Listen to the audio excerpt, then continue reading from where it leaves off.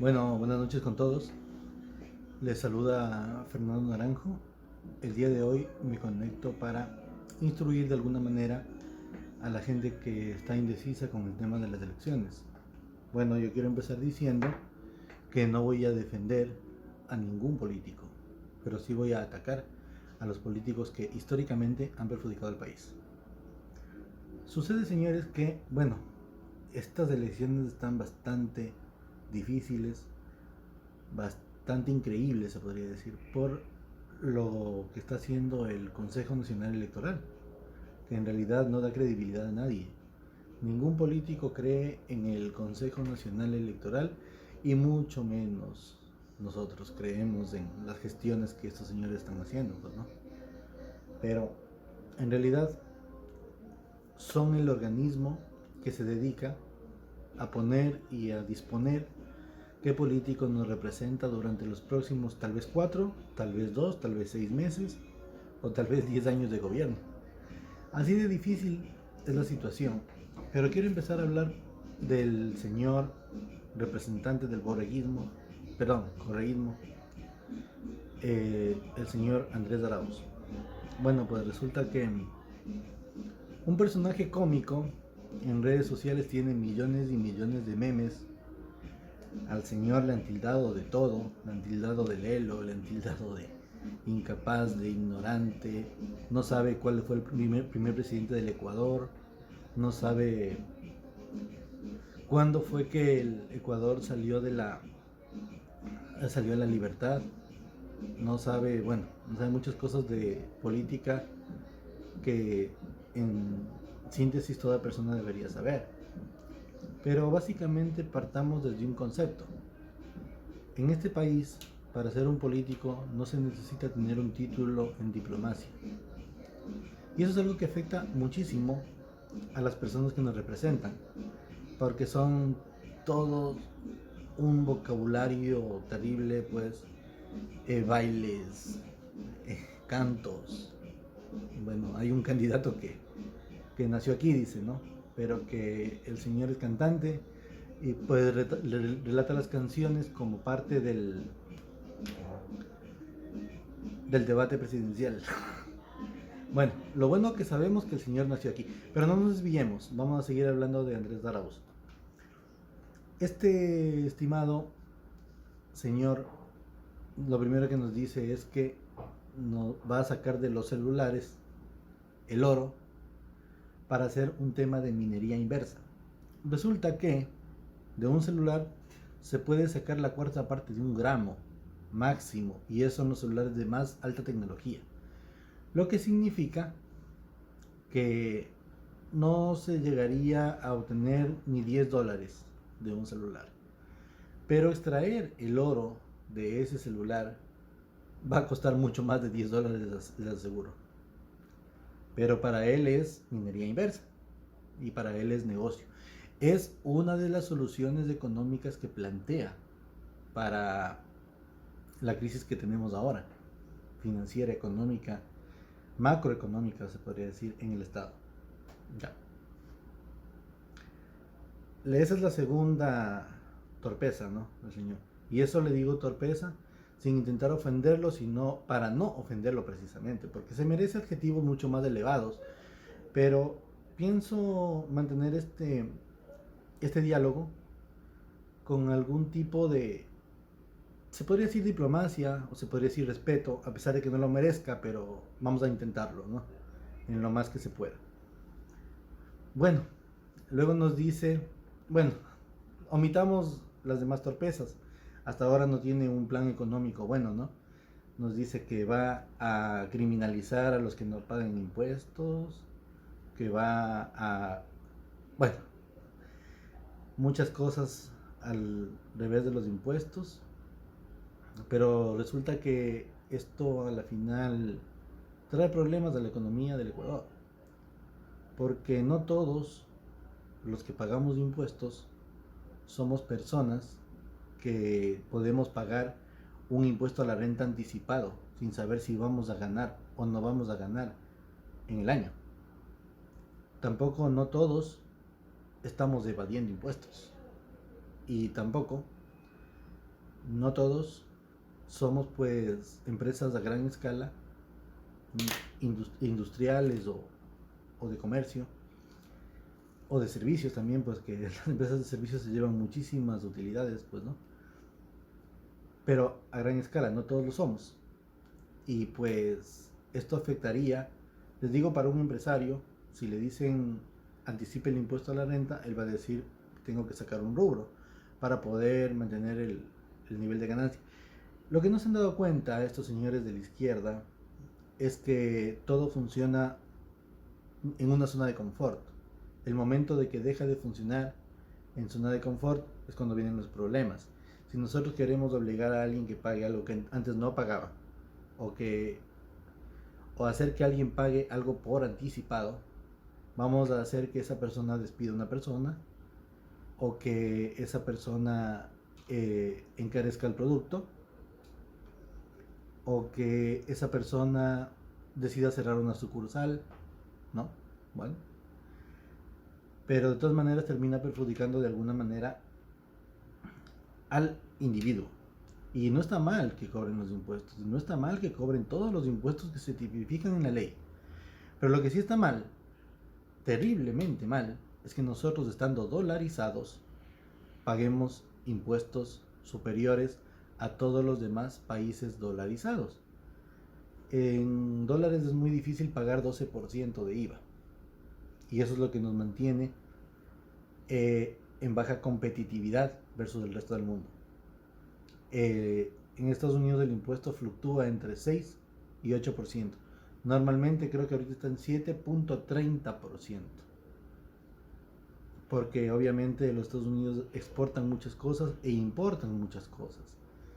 Y para mantener un equilibrio en el precio competitivo a nivel mundial, no pueden encarecer su propio impuesto. Y peor, ponerle un impuesto de salida de divisas que encarece aún más el producto que nosotros decidamos traer, ¿no? Entonces, esto del tema de los impuestos es un tema de que mientras menos impuestos se cobren, mientras menos porcentaje de impuestos se cobren, más se va a recaudar, porque es exactamente como una tienda de barrio. Si nosotros cobramos menos, vendemos más. Y si nosotros vendemos más, al siguiente día nos recomiendan y vendemos más. Al siguiente día viene la vecina de la vecina de la vecina y vendemos más. En pocos días ya hemos abarcado un círculo mucho más grande de clientes. Y eso es lo que se intenta. A nivel internacional, a nivel macro, se intenta que si, por ejemplo, hoy nos compra España café, que mañana no solamente nos compre España, sino nos compre Francia, nos compre Italia, nos compre Alemania, bueno, y muchos vecinos de ellos. Pero que nos compren más, en vez de que nos compren menos, o en vez de cobrarles más por algo. Bueno, es facilito de entender. Sigamos con Andrés Arauz. Los $1000. Qué pena. Qué pena Andrés Arauz comprando votos. Comprando votos con dinero que no hay. Comprando votos con plata que no existe. Con plata que no está. Hay varias opciones donde podría sacar los $1000 del señor. Vamos a citar. La plata del IES, seguir desfalcando al IES, porque el IES aporta a la empresa privada, pues no, facilito. Si el gobierno no aporta nada al IES desde hace años, pero la empresa privada sí, saquemos de ahí y sigamos desfalcando. Que un jubilado no puede cobrar su pensión, qué pena. Sigamos desfalcando al IES, ¿no? Vamos a pagar $1000 a un poco de vagos. Perfecto. Primera opción. Segunda opción, salir de la dolarización. ¿Cómo? Empezando a dar estos $1000 en dinero electrónico, dinero que no existe. Que en algún momento este dinero va a ser un papel que vamos a poder comprar un electrodoméstico, vamos a poder pagar una cuota de algo, pero en algún momento este dinero va a llegar al banco, o este dinero va a llegar por medio del almacén donde compramos el electrodoméstico, va a llegar fuera del país, y ahí sí el banco va a tener que transformar ese dinero en dólares. Y ahí se va a ver en problemas. Entonces ahí va a querer deuda externa, va a querer embargarnos nuevamente a China, o simple y sencillamente no podemos sostener más la dolarización, se acabó la dolarización. Esa sería la salida amistosa que propone el economista, entre comillas, Andrés Arauz. Bueno, a pesar de que el discurso de él está lleno de torpezas, de irregularidades, cosas que no tienen fondo, no tienen principio ni fin, él mismo se contradice, en la mañana dice una cosa, en la tarde dice otra, le tachan de lelo porque él no puede responder a la velocidad, al nivel de los demás, siempre empieza con la risita, pues, ¿no? La risita burlona. Y bueno, ¿viene a qué? A defender al correído. Ahora, ustedes se han puesto a pensar por qué Correa quiere que gane una persona aliada a él. Para que no lo enjuicien, para que no le quiten sus 130.000 millones de dólares que se robó del país. 130.000 millones, 47 veces más que el feriado bancario. 47 veces más que el feriado bancario. 130.000 millones de dólares. Citemos pocos ejemplos de esto. Hicieron el proyecto de 7 multimillonarias hidroeléctricas, de las cuales funciona una al 100%, otra tal vez a un 50 o 60%, y las otras 5 no funcionan para nada.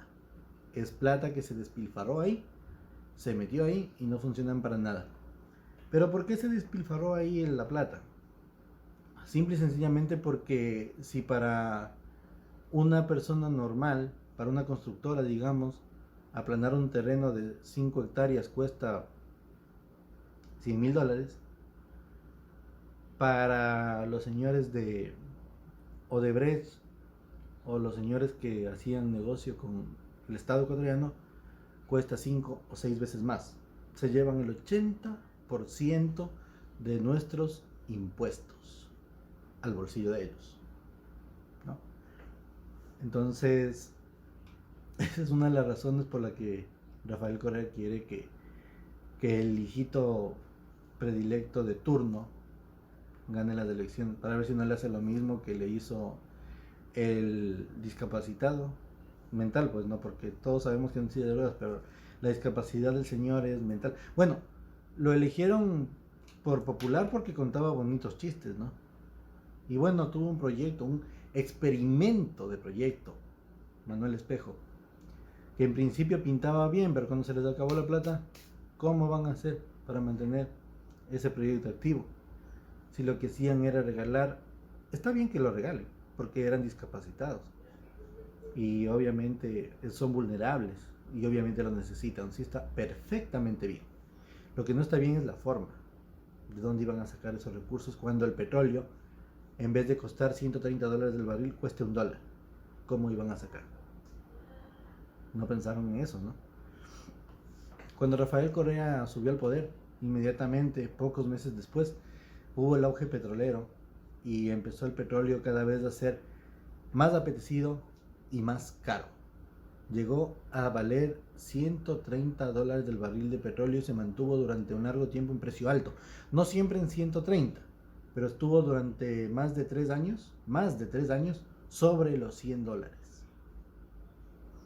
Entonces, en ese tiempo les pareció buena idea pagar $19 a Petrochina por la extracción, por cada barril. Porque obviamente no sacaban su plata, su tajada, la tajada del de aquí, la tajada del compañerito, del otro compañerito, ¿no? Y al bolsillo. Ahora pues cuando el petróleo cuesta $1, ¿cómo van a hacer para pagar los $19? Quedamos en menos 18 de extracción de un producto no renovable, que en sus mejores pronósticos dicen que salió de la fosilización de los dinosaurios de hace 40.000 millones de años. Eso les digo en sus mejores pronósticos, porque a ciencia cierta no está comprobado de dónde salió el petróleo, pero sabemos que no es renovable, o sea, sabemos que no se da como una planta, por ejemplo, ¿no? No crece, no aumenta, simplemente se extrae y se va acabando. Dejamos vacío de petróleo un sector y buscamos otro. Rafael Correa quiso perforar debajo del mar. Con eso les digo todo. Y ya cuando se vio en crisis, él quiso perforar debajo del mar. No importó la crisis, no importó nada. Vino, robó el uno, robó el otro, sacaron valijas diplomáticas, sacaron en propiedades, sacaron en paraísos fiscales, sacaron de la plata como más pudieron, infamemente, del Ecuador, valiéndose de personas que, a lo que se llaman ahora los nuevos ricos, personas que carecían de cualquier talento, cualquier título diplomático, sino que simplemente estaban de acuerdo con ser prácticamente testaferros de Rafael Correa y coayudarle a sacar el dinero y llevarse su parte, ¿no? Entonces, esa es la razón por la que Rafael Correa quiere que ganara. Y usa su discurso populitarista para lograrlo. ¿Dónde está la mayor parte de este logro? Cuando él empieza a decir prosperidad. El partido se llama Unión por la Esperanza. Esperanza tienen las personas que creen en la suerte. Esperanza tienen las personas que para que les vaya bien en la vida tienen que rezar, si no, no les va bien. No estoy en contra de los que rezan, ¿no? Pero no es una fuente. Está bien que lo hagan, pero no es así como se debe asegurar que a uno un mañana le depare un futuro. Me van a malinterpretar. Para que lo que uno haga mañana, el día de mañana, le depare un posterior futuro, próspero futuro posterior. No me vayan a malinterpretar, tal vez gramaticalmente estaba mal fundado el término. Entonces empiezan con el discurso de que la prosperidad, y la prosperidad lo único que genera y ha generado siempre de los socialistas, pues no, es pobreza. Unidad se transforma siempre en discordia entre ellos. Utilizan el viejo y conocido refrán: divide y vencerás. Peléale al uno con el otro y vas a ver cómo vence. Porque obviamente la gente humilde, la gente pobre, es una mayoría, y las personas que tienen dinero es una minoría. Entonces, si enfrentamos a los ricos con los pobres, ganamos todos los votos de los pobres y obviamente ganamos las elecciones. Un futuro mejor siempre prometen y siempre terminan dando el futuro peor que cualquier pasado desastroso. Porque mientras más prometen, más mal les salen las cosas.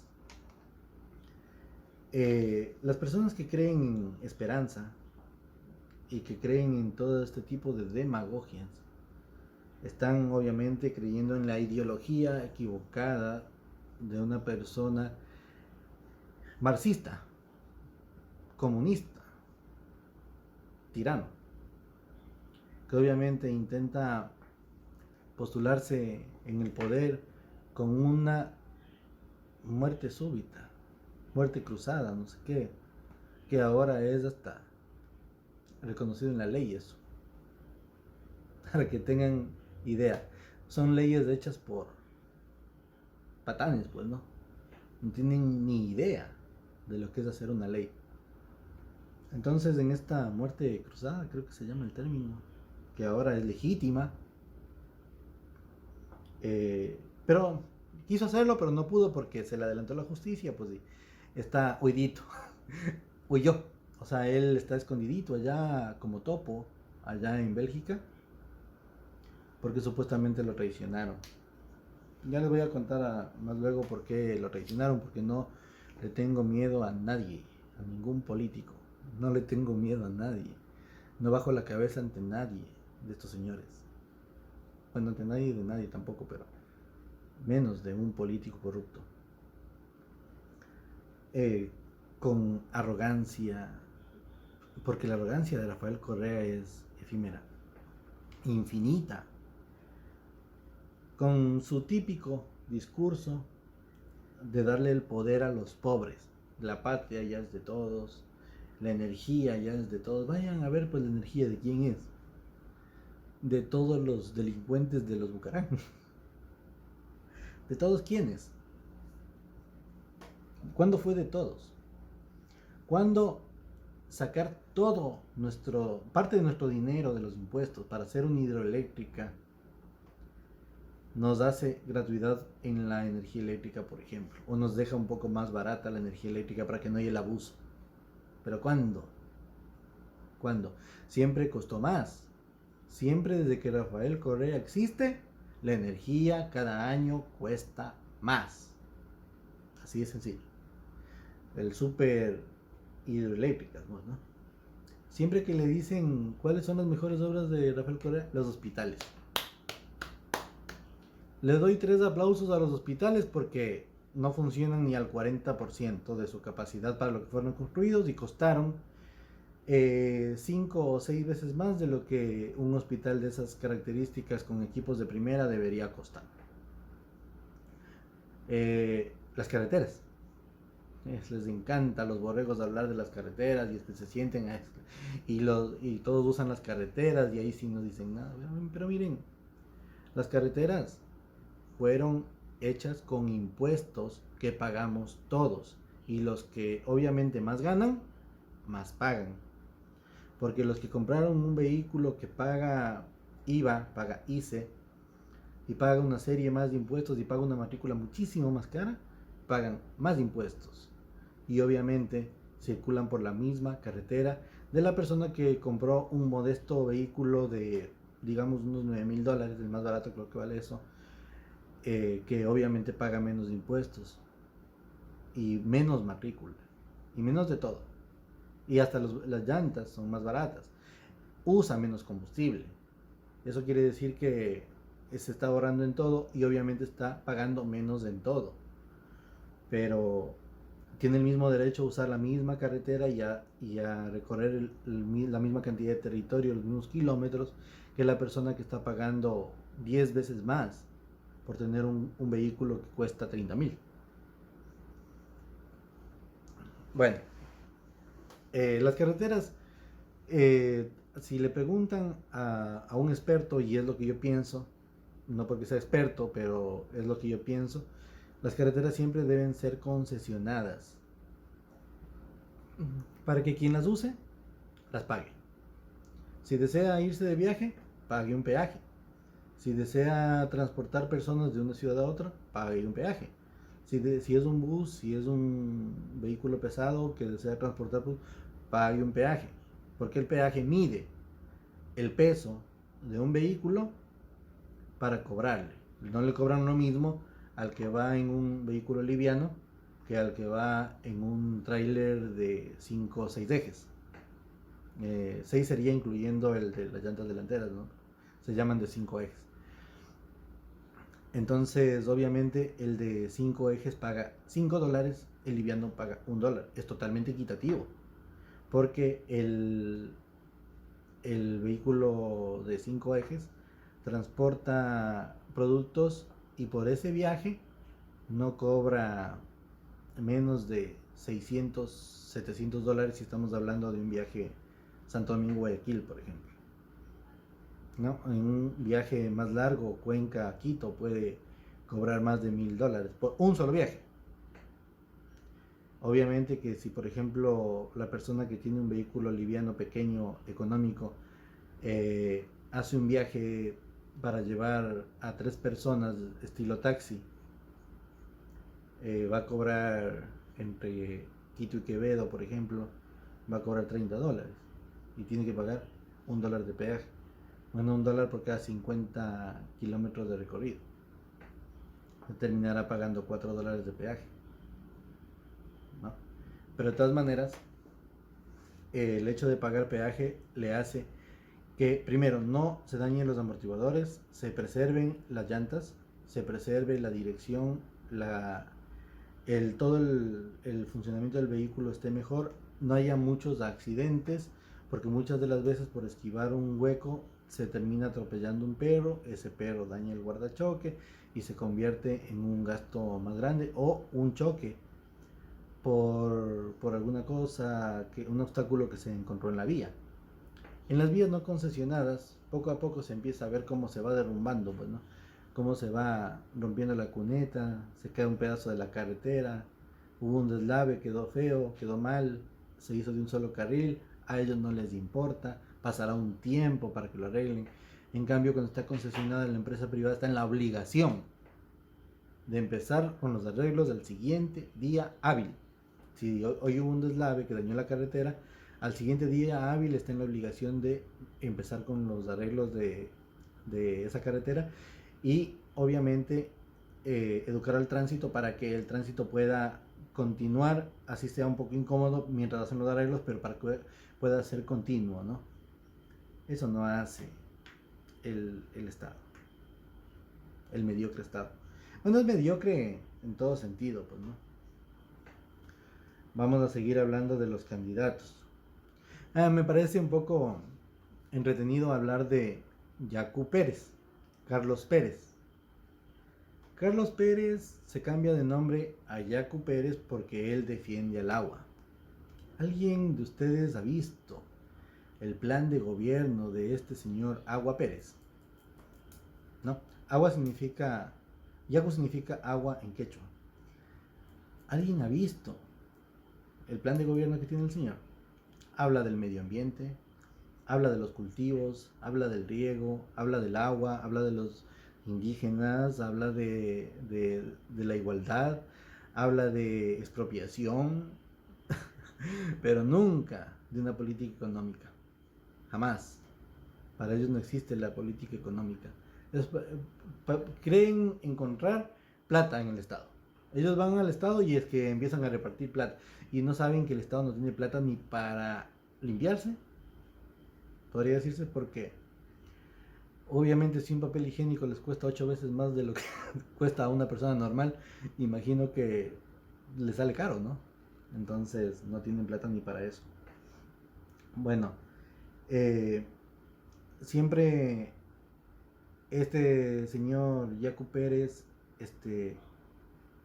yo pienso que estaría mejor si es que le dieran un ministerio del medio ambiente, algo así, no sé, un ministerio del agua. Creen un ministerio del agua para darle al señor, para darle algo, ¿no? Por los 18% de votantes que tiene, que son gran parte del Ecuador, indígenas que merecen una atención, ahora, porque si ellos no quieren seguir cultivando, les cuento que los productos de la tierra son más baratos en Perú. Si tienen algún otro talento que hacer, alguna otra cosa que hacer, que no sea cultivar o que no sea criar ganado, les invito a que lo hagan, que sean comerciantes, que tienen la capacidad para hacerlo, el talento para hacerlo, que lo hagan. Y pues dejen de cultivar, porque según ustedes es un trabajo duro, pues no, también. Y nosotros compramos al Perú, hasta cuando se acaben los dólares. Pero no es el momento de frenar las cosas por todos lados, porque ahorita más de medio Ecuador está muriéndose del hambre. Más de medio Ecuador está sin empleo, o con un subempleo, o con un empleo a medias, trabajando horas, trabajando en casa, haciendo cualquier gestión, inventándose algún producto para vender por medio de las redes sociales, o haciendo algo, o ayudando a alguien en algún lado para sentirse útil y ganarse unos dólares y llevar la comida, el sustento a su casa. Y señores agricultores, ustedes tienen todavía el mismo precio en la cebolla, el mismo precio en el arroz, el mismo precio en todo, en el café, en el cacao. No se quejen tanto. Sí hay que atender ese sector de la sociedad, pero no es una prioridad en este momento cuando se intenta recuperar la economía. Porque recuperar la economía va a ayudar a todos. Y recuperar a un grupo sectorizado va a ayudar a ese grupo. Pero ¿qué van a hacer ustedes cuando la inversión extranjera se termine de ir de este país, así como le pasó a Venezuela? Las empresas empiecen a quebrar o a ser expropiadas. con estos dos señores, no sé cuál es peor, si Andresito Arauz o Yacucito Pérez, no sé cuál es peor, para que empiecen a ser expropiadas, para que empiecen a quitarle al rico para darle al pobre, que nunca pasa, jamás ha pasado, que le quitan algo a alguien para darle a otro, no, le quitan para ellos, entregarán tal vez algo, pero le quitan para ellos. Esperemos, pues, entonces, como les decía, primero hay que restablecer la economía del país. Primero hay que ser competitivos a nivel mundial. Nosotros tenemos que lograr exportar más producto, así sea de la agricultura, o sea del sector de camarones, eh, o sea del sector textil. Pero nosotros tenemos que lograr exportar más productos, porque como les decía el ejemplo de la tienda de barrio, si nosotros tenemos una tienda y resulta que compramos $100 de producto y al final del día vendemos 120, quiere decir que nos hemos ganado 20. Muy bien, pues nos gastamos los 10 y reinvertimos los 10, ¿no? Y al siguiente día compramos 110 y vendemos 140. Perfecto, ahora nos quedamos con 15 y reinvertimos 125. Y así sucesivamente. ¿Hasta cuándo viene alguien a decir, miren, usted puede tener más producto, más cosas, y le ponen a crédito el yogur, la leche, el azúcar? Llegan las empresas de snacks y le llenan la pequeña tiendita que el señor tenía, y resulta que viene la falla económica, la gente deja de comprar y el señor se queda con deudas. Entonces empieza a vender menos de lo que ha comprado, y resulta que como se endeudó pudo comprar más, pero no puede pagarlo. Entonces ahí empieza a despedir personal, en lugar de tenerlo en una tienda grande la hace más pequeña para pagar menos alquiler, la lleva a otro lado, bueno, pero empieza de todas maneras a perder. Entonces todos empezamos a perder al punto que llegamos a la quiebra. Y cuando llegamos a la quiebra, no hay vuelta atrás. Porque cuando llegamos a la quiebra, digamos en el caso de la misma tienda, muchos productos se dañan. Y obviamente eso nadie los va a recuperar. Ya quebró. Y las personas que se quedaron sin trabajo, y las personas que vendían ahí sus productos que hacían el señor del queso, el señor de la leche, el señor del pan, se quedan sin un cliente y poco a poco se van quedando sin trabajo. Y así mismo luego el de la panadería despide a un panadero, y así todo se vuelve un caos. Entonces, si es que no hay economía, no hay quien les compre sus cebollas, sus arroz, sus productos de la agricultura ni de ganadería. No hay quien les compre, señores borregos, sus borregos. A ese punto ya. Bueno, terminado el tema de Yacu Pérez, bueno, como les decía, ¿no? Sí sería bueno que le dieran un ministerio, el Ministerio del Agua, se creara el Ministerio del Agua, y le pongan un jacuzzi en la oficina, jacuzzi, para que el señor pueda, pues, mandar a sus anchas, en su zona de confort, rodeado de sus ideas locas atravesadas, eh, sus arrebatos, porque tiene grandes arrebatos. Un día decide darle la mano a una persona y al otro día decide que no, ya no. El movimiento Pachacutic normalmente ellos siempre han hecho esto, ¿no? Se caracterizan por hacerlo, porque lo que pasa es que como hay una cúpula, y pues viene después de la pluma, viene el del tatuaje en la cara, viene el del colorado, y todos tienen distinta manera de pensar. Entonces terminan cambiando por mayoría lo que uno de ellos piensa. Entonces imagínense si para nosotros lidiar con un indígena es, qué sé yo, es tan necio que no se puede. Imagínense lo que sería entre ellos para ponerles a Isa, a Vargas, a Pérez, y al Colorado, que no me acuerdo cómo se llama, el líder de ellos, a discutir un tema político, socioeconómico. Imagínense cómo van a quedar, pues no. No, si no se quedan a palos, a lanzas, a piedras y a machetes, por lo menos tienen que ceder. Entonces, ahí está la respuesta. Cede y al siguiente día va y cambia su discurso. Así es con los indígenas. Eso es Pachacuti. Eso es de Ecuador. Porque eso es de Ecuador. Bueno, nosotros sabemos que en este estado no puede haber, en este estado y con este tipo de gente que somos los ecuatorianos, no puede haber un marxismo, que es lo que intentan, que intenta hacer esta política de socialismo del siglo XXI. Ya se me va la frase, pero con tanta envidia y tanto egoísmo no funcionaría para nada. Esto no funciona así. Las personas que saben algo sobre el marxismo, el comunismo y todo lo demás, saben que no funciona con intereses personales. Ellos funcionan desde una ideología sin intereses materiales.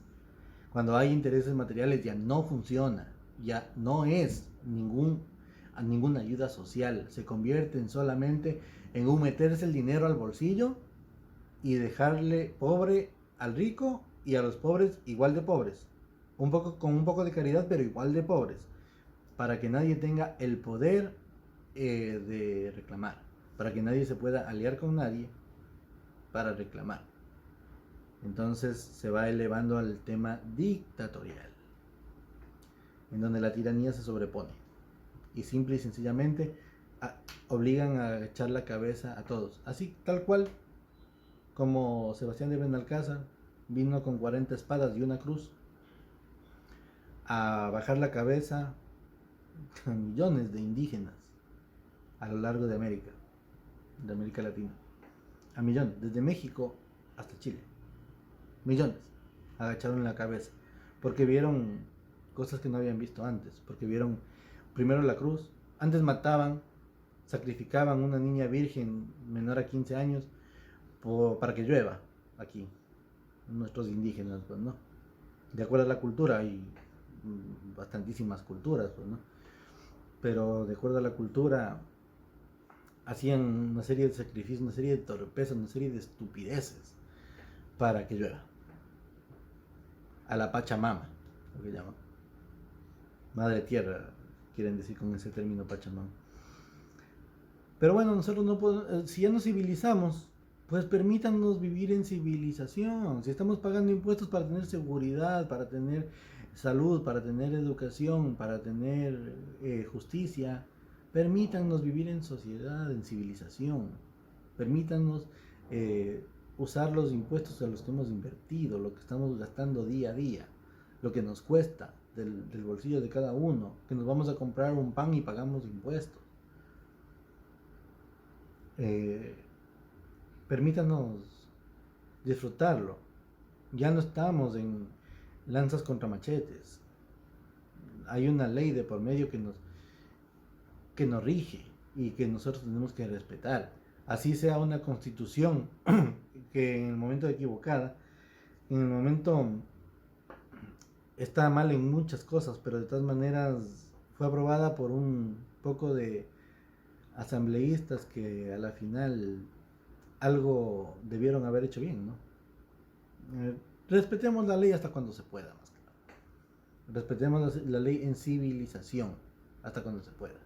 Señores indígenas, permítanos respetar la ley en civilización. Ustedes son parte de esta sociedad y son una voz clara de esta sociedad. Ustedes también merecen recibir un buen trato, merecen recibir parte de la economía del Estado, pero el Estado tiene que recuperarse económicamente para que puedan recibir esa parte, ¿no? Y eso es lo que intenta pues el capitalismo. El capitalismo siempre es mal visto porque siempre empieza a enriquecerse desde arriba, desde la pirámide, y al último a cuentagotas les cae a los peones. Pero lo que pasa es que en el socialismo a los peones no les cae ni una gota de agua. lo único que les cae es caridad para hacerlos más miserables. La persona que recibe caridad es un miserable, es un mendigo, no es nada más. Los $1000 igual son carísimos. Entonces piénsenlo bien al momento de votar. Ya no estamos en momentos de equivocarnos. Bueno, y ustedes se dieron cuenta de estas elecciones, 16 candidatos. Unos no tenían ni la cantidad de votantes necesaria para cumplir con la recolección de firmas necesarias para que se acepte un partido político, pero así y todo, la corrupción está desde las firmas. Así y todo recibieron la cantidad que les correspondía como partido político para la candidatura presidencial. Algo de $150,000 creo que era. Bueno, por parte del Estado. Nuestros impuestos, siempre que digan plata del Estado, es plata que nos pertenece. Porque el petróleo nos pertenece a todos. No le pertenece a Rafael Correa. No le pertenece a Lenín Moreno, no le pertenece a Abdalá Bucaram, no le pertenece a Andrés Arauz. El petróleo nos pertenece a todos. Los impuestos no son para Rafico, no son para Andresito, no son para el loco. Los impuestos son para bien de todos, son para pagarle al policía, para pagarle al médico, para pagarle al maestro, para pagarle a la Corte Suprema de Justicia que rige las leyes de este país, y para despilfarrarlo en la Asamblea Nacional, en donde se les paga un poco de vagos para que casi no hagan nada, ¿no? O más bien, todo lo que hagan, lo hagan mal, o por lo menos de un 80% para arriba. Yo me atrevería a decir que tal vez llegan al 99% de las cosas mal hechas. Están tan desacreditados estos vagos inútiles, y más que todo por cuánto trabajan, pues, ¿no? Que los de Guayaquil llegan a la asamblea el martes y se van el jueves. Que no pudo ir Manuel Alterno. Que el alterno tiene asesor. Que el otro también tiene asesor y el secretario. Por cada uno de estos pelafustanes pagamos 5 extraordinarios sueldos. ¿Quiénes? El Estado. ¿Quiénes atrás del Estado? Nosotros con nuestros impuestos. Para darles de comer a este poco de vagos que no ayudan en nada. Y que ahora son 130. Antes eran 100. Antes de la constituyente eran 100.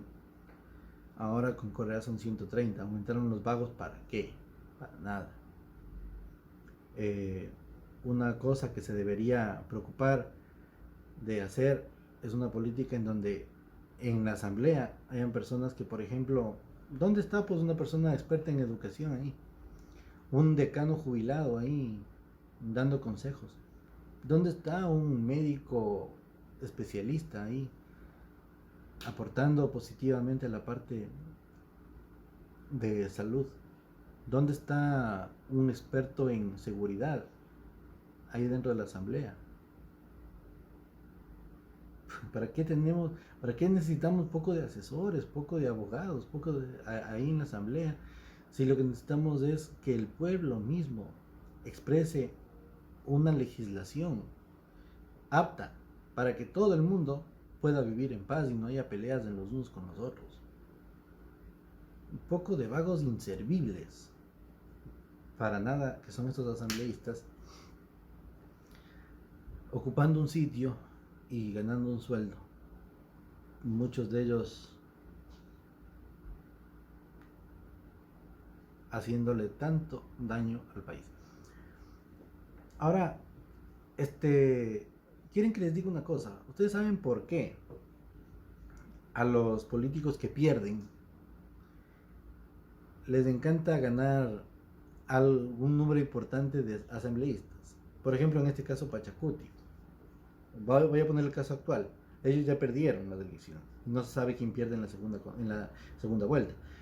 Pero ya perdieron las elecciones presidenciales, pero dejaron un número de asambleístas. Estos asambleístas firman procedimientos económicos del Estado Estos asambleístas firman proyectos, firman obras, y en esas firmas de obras se pasan el dinero para recuperar lo que invirtieron en la campaña. El excedente, pues, ¿no? Porque lo otro ya le digo. Porque como todo es un negocio en este país, y recuperan obviamente con mayor cantidad de dinero. No solamente recuperan eso, recuperan más. Bueno, basta de hablar de estos señores. Hablemos del señor Guillermo Lasso. Yo no estoy a favor del señor Guillermo Lasso. Yo no estoy pagado por el señor Guillermo Lasso. Pero yo sí estoy en contra de todos los demás que carecen de diplomacia. Y el señor Lasso ha demostrado tener diplomacia. No tiene un título que lo respalde como diplomático, pero tiene diplomacia al momento de expresarse y al momento de responder. Por ejemplo, cuando le respondió al necio de Pérez, lo respondió muy bien, con toda la cortesía, lo dejó calladito, y es como precisamente se debe responder a un político en diplomacia, ¿no? Callarlo con argumentos. Ya. Le dicen que feriado bancario, que el feriado bancario, que los bonos CDR, que los bonos CDR, y que ha robado al país. Primero que todo, el señor Guillermo Lasso ha demostrado que él no fue el ministro de Economía y Finanzas durante el feriado bancario, sino fue después. Y estuvo en ese cargo durante 39 días. Por lo tanto, no es el culpable del feriado bancario. Pero sí compró los bonos CDR. Y ahora, ¿por qué? No compró él, compraron todos los bancos los bonos CDR.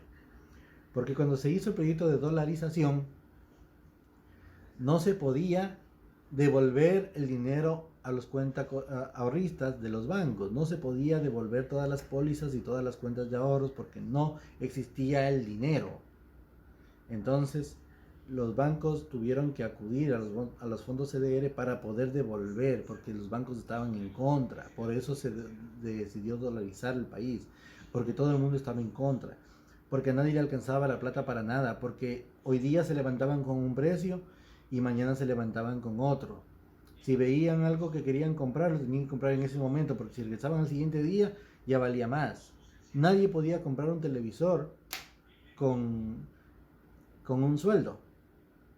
Para comprar un televisor había que hacer un crédito con un sueldo básico, había que hacer un crédito a 18, 24 meses en dólares, estando recibiendo sueldo en sucres. Ahora, con $400, que es el sueldo básico, sí puede ir y comprarse un televisor. Y un televisor bueno, no un televisor malo. Un televisor medianamente bueno, de una cantidad de pulgadas aceptable, de última tecnología, con todos los instrumentos digitales que ahora tienen de conectividad con internet y todo. Esa es la diferencia entre dolarizado y no dolarizado. Pregunten, los que no hayan vivido el periodo del Sucre, pregunten a las personas que sí vivían el periodo del Sucre qué era el sueldo básico en el periodo del Sucre, para qué servía el sueldo básico en el periodo del Sucre. La gente vivía endeudada, la gente vivía mal, la gente había mucha hambre. Y obviamente son cosas que son difíciles de recordar, pero dolorosas, bastante dolorosas de recordar. Que no, las personas que vivimos del Sucre no queremos volver. A mí me daban para la colación, para que compren en el colegio, en Sucres, y resulta que lo mismo que compraba en una semana, la siguiente semana valía más. Y yo le decía, papá, me hace falta, y me decía, no tengo, hasta ahí puedo llegar. Eso nos pasa a las personas que vivimos desde abajo, a los que sí vivimos lo malo del Sucre, y a los que perder un poco no fue tan grande con todo lo que ganamos con la dolarización. Y ahora les digo una cosa, ya realmente hablando, ¿quién perdió con la dolarización? Los que tenían bastantísima plata ahorrada en el banco. Los que pensaban, los que se dejaban lavar el cerebro, así como ustedes, borregos, ahora se dejan lavar el cerebro. Así. Los que pensaban que el Sucre iba a durar toda la vida, y que aún estando devaluado, seguían teniendo la plata en el banco. Que era preferible guardar 80 millones de dólares en el banco que antes servían para comprar, digamos, 10 metros de terreno y lo dejaban guardado por un año y al año ya no podían comprar 10 metros sino 2 metros. Y les parecía negocio. Ellos perdieron con el feriado bancario. Ellos. Y de la torpeza no se puede hacer una política, ni tampoco una estadística. La torpeza y el borreguismo ya es una cosa. Si ya es tan necio para entender, si le están poniendo las cosas claras y le están diciendo las cosas como son, o sea, ¿por qué tiene que echarle la culpa a Guillermo Lasso de una torpeza propia?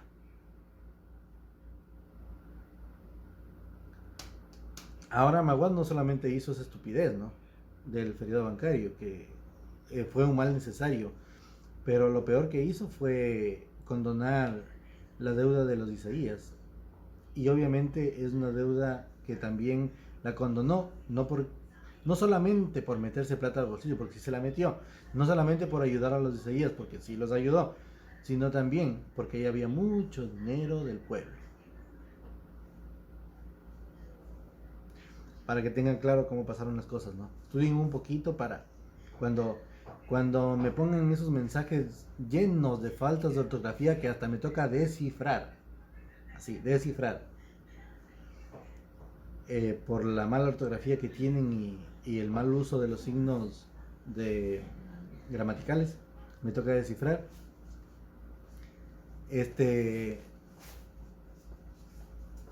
Para que por lo menos ese error no cometan. Entonces les invito a que lean un poquito.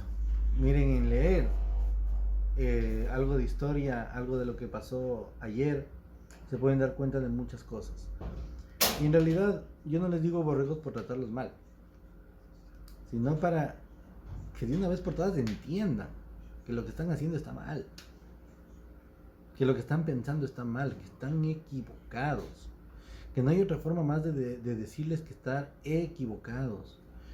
Ya no podemos darnos el lujo de desperdiciar otro periodo gubernamental poniendo a un socialista mediocre, sin experiencia, con ideas alocadas y inconcebibles, a ocupar el sillón presidencial, un sillón diplomático, a ponerle de primer jefe de las Fuerzas Armadas, a una persona que a duras penas ha ocupado un ministerio durante un corto tiempo y no tiene ninguna experiencia en política y no tiene ni idea de lo que va a hacer allá. Él piensa estar mandándole cartitas, telegramas a Rafico hasta ver qué hace, pues, ¿no? No tiene nada. En cambio, el proyecto político de Guillermo Lasso es muy completo. Él sí promete sacarnos del problema financiero que tenemos al Ecuador, sacarnos del problema financiero que tenemos de las personas, solucionar la macroeconomía del país, obviamente ingresando más dinero. Es muy normal pensar que si a mí me están vendiendo el arroz más barato que el verde, digámoslo así, yo voy a preferir comprar arroz porque obviamente voy a cuidar mi bolsillo. Y si me toca comer arroz a diario, yo voy a comer arroz a diario. Bueno, o más que antes, si come a diario, o más que antes.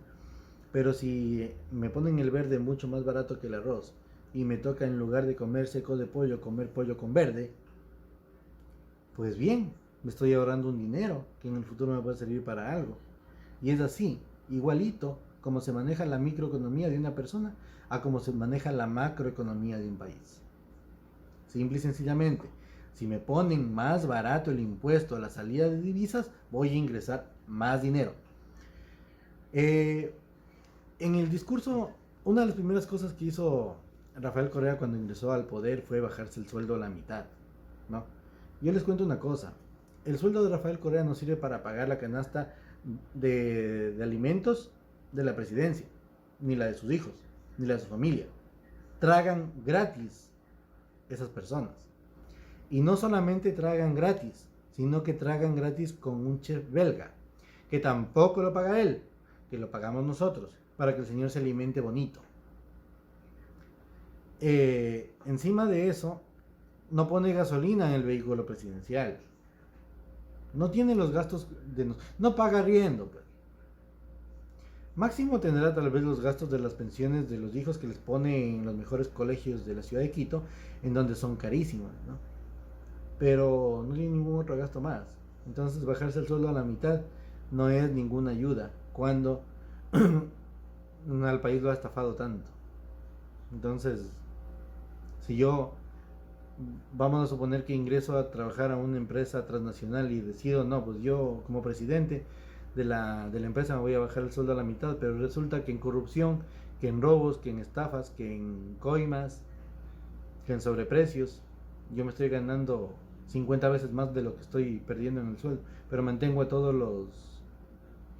a los dueños de la empresa y a los que están en baja jerarquía de mí, mantengo contentos. ¿Qué les parece? ¿Me hago el estúpido? ¿O son ellos los que se hacen los estúpidos? A mí, Rafael Correa no me lava el cerebro ni me ha lavado jamás. Y no le tengo miedo. Y yo le puedo decir todas estas cosas a la cara. Porque en el caso de él, yo sí tengo pruebas de lo que estoy diciendo. Yo sí he descargado varios archivos. Tengo algunos documentos guardados no solamente físicamente, sino también en mi nube, por si acaso. Pruebas en contra de este delincuente. Y pues no le tengo miedo. Tampoco le tengo miedo a ninguno de los otros, ni a estos Bucaram, ni a nadie, pero yo no voy a hablar de los Bucaram en este momento porque de ellos no tengo pruebas. Pero lo que sí les voy a decir es algo. Sí se robó el dinero en costales y sí compró diputados, intentó comprar diputados con ese dinero en los tiempos de la caída de Loco. Sí fue un gobierno totalmente desfachatado, una cuestión insostenible, un gobierno, o sea, no había gobierno. Primero que el señor decía que el palacio de gobierno era un congelador, que estaba lleno de fantasmas, que no entraba ahí ni una cucaracha, que se inventaba cualquier clase de torpeza, pero resulta que como no habían celulares en ese entonces, no había medios de comunicación para uno poder ejercer el poder desde otro lado, sino desde los 5 teléfonos que había en el gabinete presidencial. Un teléfono para comunicarse directamente con el Congreso, que se llamaba en ese entonces, otro para comunicarse con el vicepresidente, otro para comunicarse con el ministerio que se encargaba de la comunicación en ese entonces, y el otro para hacer llamadas a larga distancia, obviamente con una libretita de todos los cancilleres de los demás países para mantener comunicación con todos. Y ese sitio, este señor no lo ocupó casi que nunca. Entonces, imagínense cómo alguien puede gobernar los 6 meses más desperdiciados del mundo para pagarle un sueldo vitalicio al desgraciado de Abdalá Bucaram Ortiz, al fachoso delincuente que no le tengo miedo tampoco. Después viene con que la patria, viva la patria, y sigue con su discurso que los pobres de mi patria, que yo lucho por los pobres de mi patria, y viene a hacernos el desfalco con todo esto de las mascarillas del COVID, de las pruebas del COVID, grandes cantidades de dinero, prácticamente, porque obviamente se acapara la oferta para generar más demanda, y al generar más demanda hace que el precio suba, y cuando el precio sube, entonces ahí sí yo tengo. Lo mismo que quieren hacer con las vacunas, porque le quieren quitar la gratuidad a las vacunas. Bueno, pero ¿por qué ingresa? Se han preguntado por qué ingresa Bucaram a la empresa eléctrica, a la Corporación Nacional de Telecomunicaciones. ¿Por qué ingresa a presidir, a recibir dinero de ahí? ¿Se han preguntado ustedes por qué? Toda la vida El Bucaramato ha utilizado como arma la instigación, el conocer tus secretos para que si no me dices, por medio del hackeo, por medio del chantaje, por medio de la compra de información, conocer tus secretos para que si no haces lo que yo te digo, entonces yo voy a sacar a la luz tus secretos. ¿Qué secreto será lo que le saben a Lenín Moreno para que Lenín Moreno, sin poderse ni parar, se les haya puesto en 4? Hay que ver, ¿no? Estoy siendo un poco vulgar al decir eso, pero es que ustedes entenderán que el coraje que tengo lleva para más. Y estoy tratando de no serlo. Pero de todas maneras, saquen sus propias conclusiones.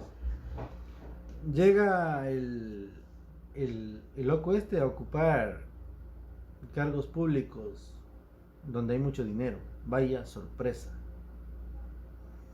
Le hizo una fiesta a los 3 meses de gobierno, le hizo una fiesta al hijo Jacobo Bucarán por haberse ganado el primer $1.000.000 trabajando en las aduanas del Ecuador. Plata de nosotros, en sucres. Dinero sudado y trabajado por cada uno de los ecuatorianos. Podría extenderme muchísimo más, porque tengo mucha más información, tengo la cabeza llena de información, pero no es la idea cansarlos tanto. Ya creo que voy 1 hora con este comunicado y la idea es solamente responsabilizar un poco el voto, ¿no? Seamos un poco honestos, dejémonos de llevar por idealismos. Los idealismos lo único que hacen es romper nuestras ideas. Los idealismos son ideas de otros, ideas equivocadas de una demagogia comunista marxista mal aplicada llamada socialismo del siglo XXI, que nos quiere empobrecer a todos para enriquecerse ellos. Queda demostrado, ¿no? Así como le pasó a Venezuela, así como le pasó a Cuba, le pasó a Nicaragua, no en ese orden, pero sí a los 3, le va a pasar a Argentina, nos va a pasar a nosotros, tal vez a Chile y a Perú también. También quisiera hacerles una pequeña acotación. ¿Ustedes saben por qué se dividió Alemania en Alemania del Sur y Alemania del Norte? Bueno, ya no, pero en un momento se dividió. Fue por eso, porque muchas personas estaban de acuerdo con el socialismo y otras no. ¿Por qué se dividió Corea en Corea del Sur y Corea del Norte? Por lo mismo, por la creencia política, porque unos estaban con el idealismo, la esperanza, la estupidez, el socialismo y todo lo demás, y otros estaban con la realidad. ¿Y a quién les va mejor? Siendo el mismo país, Corea del Sur, fabrican aviones, fabrican barcos, fabrican vehículos, fabrican celulares, son la empresa que más celulares fabrican, son el país que más celulares fabrica en el mundo. Tienen altísimas franquicias a nivel mundial. ¿Y Corea del Norte qué hace con el dinero? Compran armas. Prácticamente tienen a la gente entre rifles y paredes. Así es como las tienen. Eso es el socialismo, eso es la tiranía del comunismo y la tiranía de defender de lo que quieren hacer con nosotros, ¿no? China también es un país comunista. Ahora les invito pues a los migrantes, que también son humildes, a migrar a uno de esos países. Pues váyanse a Norcorea, váyanse a China, váyanse a Rusia. No se vayan a Italia donde es derechista, no se vayan a España donde es derechista. No se vayan a Estados Unidos que es derechista. Váyanse a un comunista, pues vayan a Venezuela, vayan a Cuba, vayan a Nicaragua. Les invito a hacerlo, para ver si siguen con su mismo discursito de que la patria es de todos. Vuelve Correa, vuelve.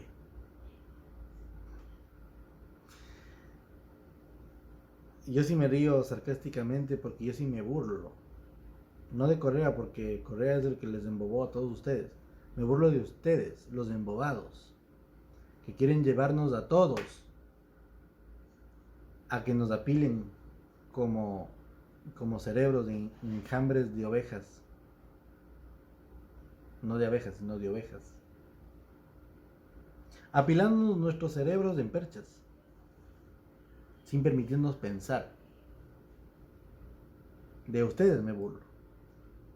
Borregos, de ustedes. Borregos con B mayúscula. Borregos con B grande por si acaso, para los que quieren responder. No respondan con falta de ortografía. Les pido. De ustedes me burlo. Y de lo que les va a pasar en un futuro. Y en un futuro ojalá y se pueda hacer eso, pues no, y dividirnos en Ecuador del Sur y Ecuador del Norte. Para de un lado estar los derechistas, no, ni qué digo derechistas, algo como centro nada más, algo como centro en donde no esté ni la derecha ni la izquierda, algo que sea equitativo, que nos permita trabajar, que nos dé una economía estable y que de alguna manera obviamente salud, seguridad, justicia y educación. Y del otro lado, los que quieren expropiar, quitar, subir los impuestos de manera estúpida y todas las demás demagogias idealistas de estas revoluciones. Bueno, con esto termino. Voten por el candidato que no es comunista. Voten por el candidato que no es marxista. Voten por el candidato que nos puede sacar adelante. Voten por el candidato que nos puede resolver de alguna manera, aunque sea un poco, los problemas económicos que ahora tenemos. No voten por uno que nos va a hundir, porque no tenemos tiempo, porque no vamos a arreglar las cosas de aquí a mañana. Nos vamos a hundir. Buenas noches con todos.